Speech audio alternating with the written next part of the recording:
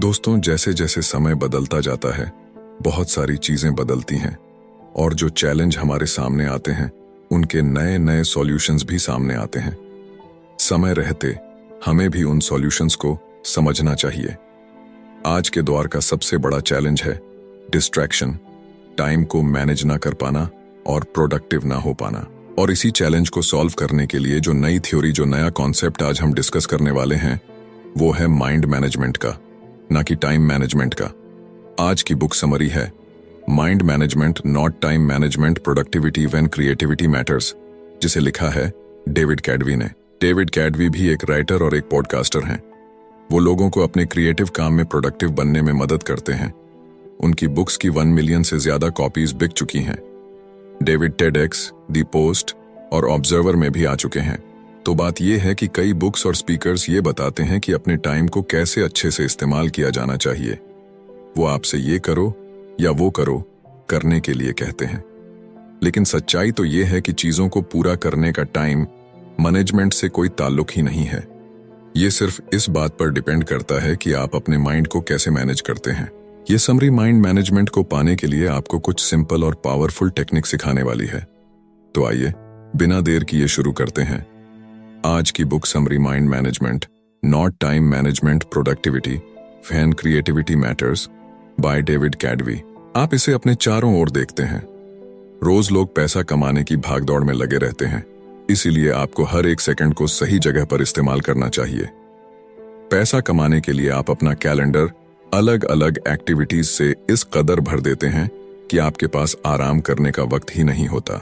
और इतना ही नहीं, आजकल तो लोग मल्टीटास्किंग भी करने लगे हैं, यानी कई काम एक साथ करना, जैसे लंच करते हुए अपने ईमेल का जवाब देना। क्या ये वही हसल कल्चर यानी भागदौड़ वाला कल्चर है जिसका एक हिस्सा बनकर सभी गर्व महसूस करते हैं? क्या हमेशा थका थका रहना, गुस्सा करना या परेशान महसूस करना आम बात हो गई है? ये समरी ये साबित कर देगी कि टाइम मैनेजमेंट अब किसी काम का नहीं रहा और इससे आपको कुछ भी नहीं मिलेगा। आप ये सीखेंगे कि माइंड मैनेजमेंट सक्सेस पाने और कोई भी काम करने में कैसे आपकी मदद कर सकता है। आप ये भी सीखेंगे कि कुछ पाने के लिए आपको किसी भी तरह की जल्दबाजी करने की कोई जरूरत नहीं है।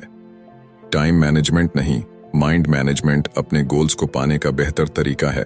तो आइए शुरू करते हैं इस पहले चैप्टर से, mind management not time management. इस बुक के ऑथर डेविड कैडवी खुद को एक राइटर नहीं मानते थे। उन्हें बचपन से ही लिखना कुछ खास पसंद नहीं था, लेकिन एक दिन उन्हें एक ऐसी बुक डील ऑफर की गई जिससे कोई बेवकूफ ही मना करता। इसीलिए डेविड ने अपनी लाइफ को इस तरह प्लान किया ताकि वो एक बुक लिख सकें। सबसे पहले उन्होंने इस बात का ध्यान रखा कि उनके पास बुक लिखने के लिए अच्छा खासा टाइम हो। उन्होंने अपने दोस्तों के साथ डिनर और दूसरे प्लान्स को कैंसिल कर दिया, पर इनकी जगह अपने राइटिंग सेशंस को रखने लगे। डेविड ने डेट्स पर जाना भी छोड़ दिया, यहां तक कि अपनी ग्रोसरी और खाना भी घर पर डिलीवर करवाने लगे। उन्होंने अपनी बुक लिखने पर फोकस करने के लिए जी जान लगा दी थी। एक राइटर के दिमाग में शब्दों का जैसे एक पिटारा सा होता है, पर वो शब्दों के साथ खेल जाते हैं। लेकिन डेविड के लिए ये सब इतना नेचुरल या आसान नहीं था। जब वो लिखने बैठते तो एक शब्द भी नहीं लिख पाते थे और न जाने कंप्यूटर के सामने बैठे बैठे यूं ही कितने घंटे निकल जाते। फिर उन्हें खुद पर प्रेशर महसूस होने लगा। डेविड को अगले कुछ हफ्तों में बुक का 25% काम खत्म करके पब्लिशर को दिखाना था। अगर वो ऐसा नहीं कर पाते तो डील कैंसिल हो सकती थी। डेविड अपनी फैमिली और दोस्तों को निराश नहीं करना चाहते थे। बड़बड़ाहट में उन्होंने कोस्टा रिका में एक रिट्रीट ज्वाइन करने का मन बनाया। वो ये बात अच्छे से जानते थे कि वहां जाकर भी वो कुछ नहीं लिख पाएंगे। क्या इसका मतलब ये है कि रिट्रीट ज्वाइन करने से उन्हें पछतावा हुआ था? बिल्कुल हुआ था, लेकिन डेविड ने सोचा कि जगह बदलने से शायद उन्हें राइटर्स ब्लॉक से बाहर निकलने में मदद मिलेगी।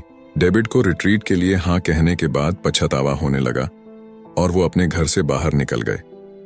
वो अपनी फ्रस्ट्रेशन को दूर करना चाहते थे। तब उनकी मुलाकात डिएगो से हुई।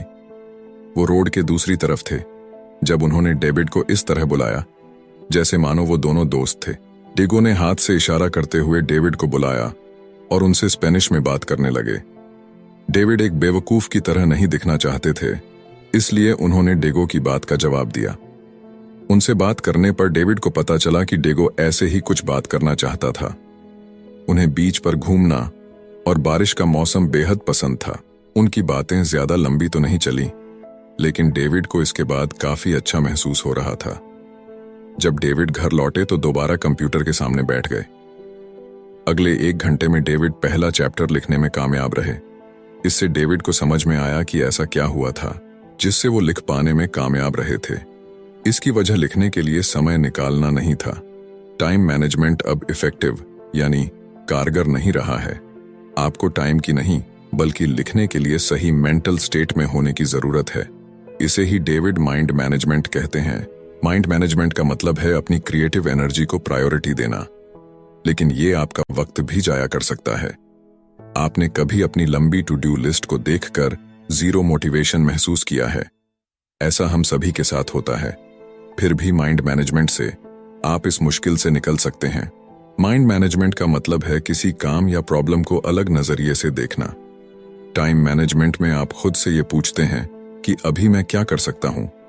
ज्यादातर समय इस सवाल की वजह से आप टाल मटोल करने लगते हैं। आप ये जानते हैं कि आपको कुछ करने के लिए आपके पास फोकस और मोटिवेशन नहीं होता है। दूसरी तरफ माइंड मैनेजमेंट में आप खुद से पूछते हैं कि अभी मैं कौन सा काम करने के मूड में हूं, पर मुझे ऐसा क्या करना चाहिए जो मेरे मूड के साथ फिट हो सके।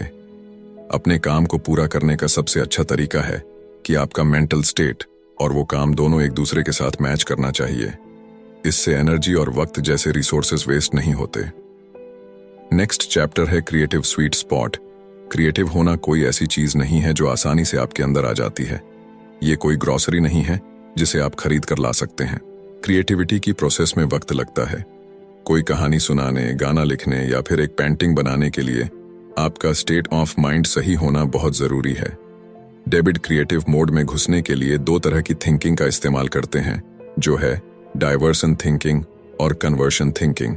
डाइवर्जेंट थिंकिंग तब होती है जब आपके थॉट्स यानी विचार बिखरे हुए होते हैं। इसमें आपका ध्यान कई चीजों पर होता है। जब आप इन अलग अलग थॉट्स को जोड़ देते हैं तो इसे कन्वर्जेंट थिंकिंग कहते हैं। तब राइटिंग का ही एग्जाम्पल ले लीजिए। आप कुछ कहना चाहते हैं, लेकिन उसे कहने के लिए आपके पास कई तरीके हैं। पहला, आप कहना क्या चाहते हैं? क्या आप इसे फॉर्मल तौर पर कहना चाहते हैं या फिर ऐसा कहना चाहते हैं जैसे आप एक दोस्त से बात कर रहे हो?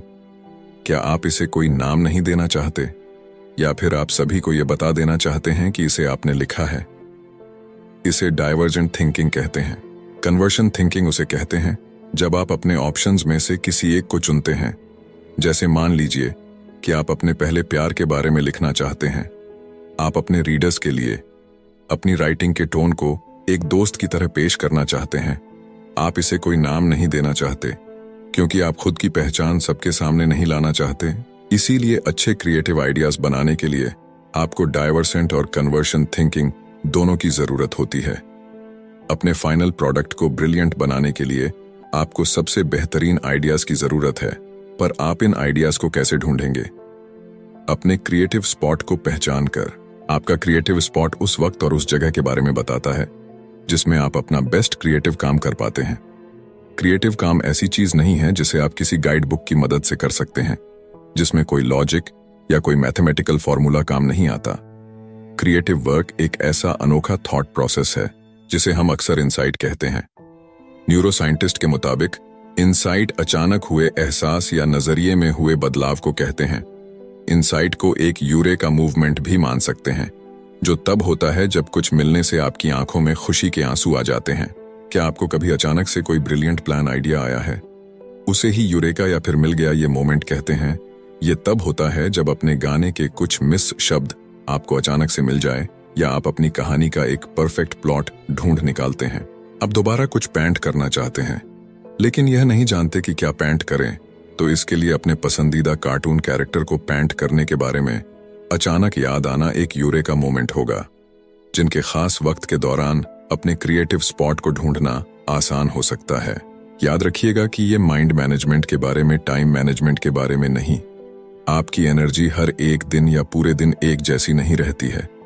जैसे जॉब पर आपकी बहुत सी एनर्जी खर्च हो जाती है, ऐसे ही अपने दोस्तों के साथ सोशलाइज करना या अपनी पेंटिंग या नोबेल पर काम करने जैसे काम भी आपकी बहुत सारी एनर्जी ले लेते हैं।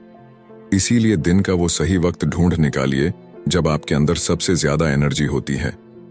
आपको अपने सिस्टम यानी अपने स्लीप साइकिल से भी तालमेल बनाकर रखना होगा। ये सिस्टम आपको दिन में जगे रहने में मदद करता है। इसे ऊपर जाती हुई एक लाइन की तरह सोचिए।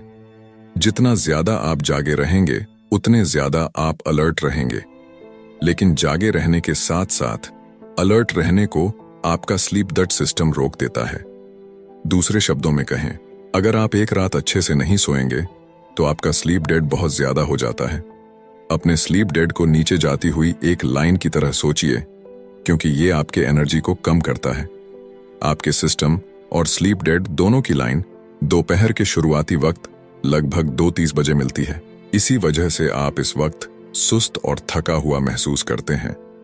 अपनी बॉडी क्लॉक को समझने से आपको अपने काम पर आसानी से फोकस करने में मदद मिलती है। बहुत से लोग सुबह सुबह बहुत फोकस्ड होकर काम करते हैं, जैसे बेस्ट वायलिन प्लेयर अपने दिन की शुरुआती 2-4 घंटे मन लगाकर प्रैक्टिस करते हैं। मशहूर राइटर वर्जीनिया वुल्फ और साइकोलॉजिस्ट BFP ऐसा ही करते हैं। ऐसा इसलिए क्योंकि सुबह का वक्त वो समय होता है जब लोग पूरी तरह से जगे हुए और सबसे ज्यादा अलर्ट रहते हैं।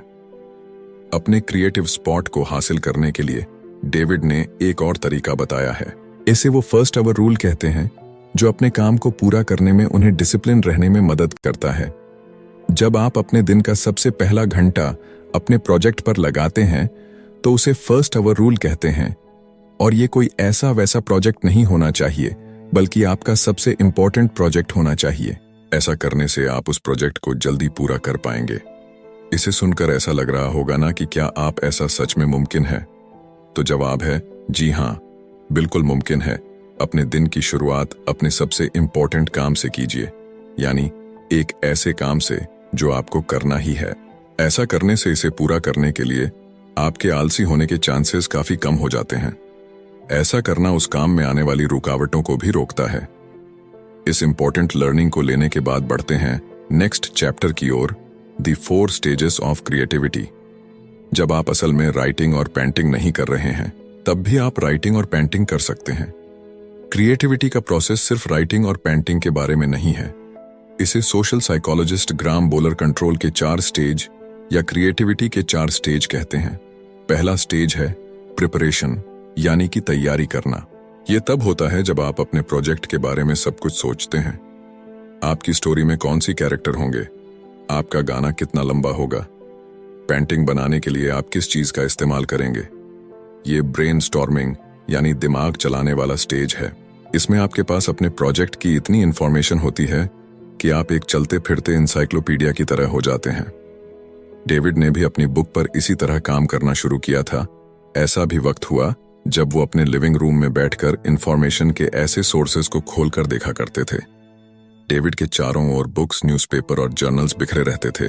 उनके पास एक व्हाइट बोर्ड भी था, जिस पर वो पॉसिबल टॉपिक्स और चैप्टर लिखते थे। डेविड ने जो रिसर्च की थी वो समय की बर्बादी नहीं थी, ये उन्हें क्रिएटिविटी के अगले स्टेज तक पहुंचने में मदद कर रही थी। दूसरा स्टेज इंक्यूबेशन है। ये ऐसा वक्त होता है जब आप अपने प्रोजेक्ट पर इतना एक्टिव होकर काम नहीं करते हैं। आप शायद किसी और चीज पर काम कर रहे होते हैं या फिर अपने दोस्तों और फैमिली के साथ वक्त बिता रहे होते हैं। हमें बीच बीच में ब्रेक लेने की जरूरत होती है। इसी काम को तुरंत पूरा करने के लिए खुद को मजबूर करना हमेशा काम नहीं करता है। ऐसा करने से आप फ्रस्ट्रेट होने लगेंगे और आपको गुस्सा आ जाएगा। ऐसा होने से आपको अपने क्रिएटिव स्पॉट को ढूंढने में और तीसरे स्टेज पर जाने में मुश्किल होगी। तीसरा स्टेज एलिमिनेशन है। ये यूरेका या आहा मूवमेंट है। तीसरे स्टेज को पूरी तरह नहीं समझाया जा सकता। ऐसा इसलिए क्योंकि ये अचानक से होने वाला और अनप्रेडिक्टेबल होता है।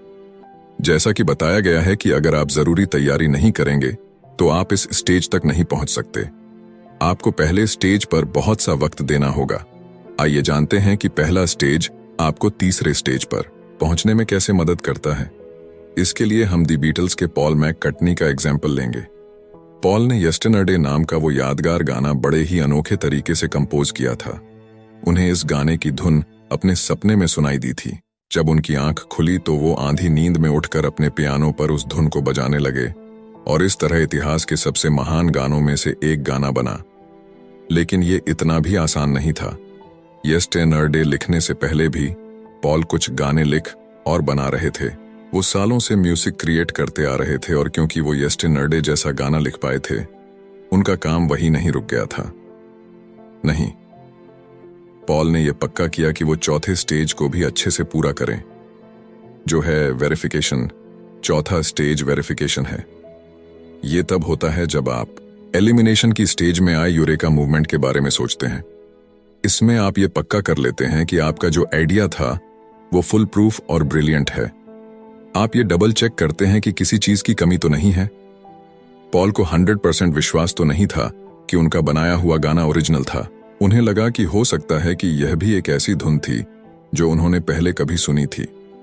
ऐसे वक्त ऐसे ENP या सॉफ्टवेयर नहीं हुआ करते थे जो ये बता सके कि कोई धुन ओरिजिनल है या नहीं। इसीलिए पॉल ने 1.5 साल इस बात को पक्का करने में ही लगा दिया कि वो धुन उनकी खुद की थी या नहीं। इसी दौरान उन्होंने अपने गाने को बदलने के लिए उसके लिरिक्स, ट्यून और अरेंजमेंट को सुधारने पर काफी काम किया। अगर आप क्रिएटिविटी के हर स्टेज में अपना वक्त नहीं लगाएंगे तो आप कभी कोई मास्टरपीस नहीं बना सकते। आपको इस पूरे प्रोसेसर के हर स्टेज से होकर गुजरना होगा। नेक्स्ट चैप्टर है दी 7 mental state of creative work. David का कोई स्ट्रिक्ट यानी रूल नहीं था, लेकिन उनके पास करने के लिए ऐसे काम और जाने के लिए ऐसी जगह थी जो उन्हें लिखने के सही मूड में लाने में मदद करते थे। अपनी छोटी सी नोटबुक में कुछ लिखने के लिए वो जॉन हैंकॉक सेंटर के 19 5th फ्लोर पर जाते थे। ये थॉट्स शुरुआत में बिखरे हुए से रहते हैं, लेकिन इन्हें लिखने के बाद डेविड को वो दूसरी चीजें भी दिखने लगती हैं जो उन्हें लगता था कि अपने बुक में शामिल करनी चाहिए। जॉन हैंकॉक सेंटर डेविड को उनके थॉट्स को अरेंज करने में मदद करता था। एब्सेंटो कॉफी नाम की एक कॉफी प्लेस थी जो डेविड को बहुत पसंद थी। वहां का मन लुभाने वाला खूबसूरत नजारा और कॉफी बीन्स की सुगंध उस जगह को राइटिंग के लिए एक आइडियल जगह बनाती है। डेविड की तरह आप भी अपने मेंटल स्टेट के मुताबिक अलग अलग तरीके के काम कर सकते हैं। आपका mental state in 7 mental status में से एक हो सकता है। पहला है प्रायोरिटाइज्ड मेंटल स्टेट। ये तब होता है जब आप एक प्लान बनाते हैं। आप ये फैसला लेते हैं कि आपको क्या करने की जरूरत है और आप उसे कैसे हासिल करेंगे। इसमें आप ये भी डिसाइड करते हैं कि क्या इंपॉर्टेंट है और क्या नहीं। यही तो डेविड जॉन हैंकॉक सेंटर में करते थे। दूसरा है एक्सप्लोर मेंटल स्टेट। ये रिसर्च करने के बारे में नहीं है। इसमें स्पेसिफिक सवालों के स्पेसिफिक जवाबों को देने की जरूरत नहीं होती। एक्सप्लोर मेंटल स्टेट में अपनी क्यूरियोसिटी को खोला छोड़ने और इसके लिए गिल्टी फील ना करने के बारे में कहा गया है। जैसे मान लीजिए कि आप कुछ पेंट करने का सोच रहे हैं। आपको क्या पेंट करना है, आप इस बात पर रिसर्च करते हैं, लेकिन इस चक्कर में आप पेंटिंग की हिस्ट्री पर एक पूरी डॉक्यूमेंट्री देख डालते हैं। आप अपनी क्यूरियोसिटी को फ्री छोड़ देते हैं, यानी आजाद कर देते हैं। तीसरा है रिसर्च मेंटल स्टेट। ये ऐसी जगह है जहां आप स्पेसिफिक सवाल और उसके जवाब ढूंढते हैं। डेविड ज्यादातर वक्त इसी स्टेट में रहते हैं। वो ये रिसर्च करते हैं कि एक चैप्टर को कैसे बनाया जाए या फिर ये कैसे वेरीफाई किया जाए कि अपनी बुक में जो फीनक्ट वो लिखने वाले हैं वो सही हैं या नहीं। चौथा है जनरल मेंटल स्टेट। ये वो स्टेट है जहां आप एक्चुअल में काम करते हैं। आप पहले दिए गए मेंटल स्टेटस में इकट्ठे किए गए आइडियाज को जोड़कर कुछ बनाते हैं। जैसे अपना पहला ड्राफ्ट लिखना। पांचवा है पॉलिश मेंटल स्टेट। ये स्टेज उस काम को एडिट करने और तराशने का है जो आपने पिछली स्टेट में बनाया था। जैसे आप ये ध्यान देते हैं कि आपके सेंटेंस का कोई मतलब हो। पेंटिंग में आप ये चेक करते हैं कि कैनवास पर ऐसी कोई जगह ना छूट गई हो जहां आपने पेंट नहीं किया, या कोई ऐसा कलर तो नहीं है जिसे और ज्यादा डीप या हल्का करने की जरूरत है। छठा है एडमिनिस्ट्रेटिव मेंटल स्टेट। आप हमेशा अपने क्रिएटिव काम पर फोकस नहीं कर सकते। आपकी भी कुछ जिम्मेदारियां हैं जो आपको करनी होगी, जैसे अपने बिल्स भरना और अपनी फैमिली के साथ वक्त बिताना। यह मेंटल स्टेट इसलिए जरूरी है क्योंकि आपको अपनी लाइफ के दूसरे एरिया पर भी ध्यान देना होगा। आखिर में रिचार्ज मेंटल स्टेट होता है। इसमें आपको खुद को आराम देने और रिफ्रेश करने की जरूरत होती है। एक दिन छुट्टी लीजिए या वेकेशन पर जाइए जब डेविड अपनी बुक होती है। एक दिन छुट्टी लीजिए या वेकेशन पर जाइए एक नॉइस जब डेविड अपनी बुक को लेकर स्ट्रेस लेते हैं तो वो मसाज लेने चले जाते हैं। कभी कभी फनी वीडियो या मूवी देखना भी इसमें मदद कर सकता है। खुद को शांत करने और अपने माइंड को रिलैक्स करने के तरीके ढूंढे। क्रिएटिव साइकिल्स डेविड का बड़ा अजीब सा रूटीन था। रात को 12 बजे से सुबह 4 बजे तक वो सिर्फ अपनी बुक पर फोकस करते थे। सुबह 4 बजे वो लाइट ऑफ करते, अपना कंप्यूटर बंद करते और दोपहर तक सोते रहते। अगले दिन दोपहर में डेविड तैयार होते और कॉफी शॉप चले जाते।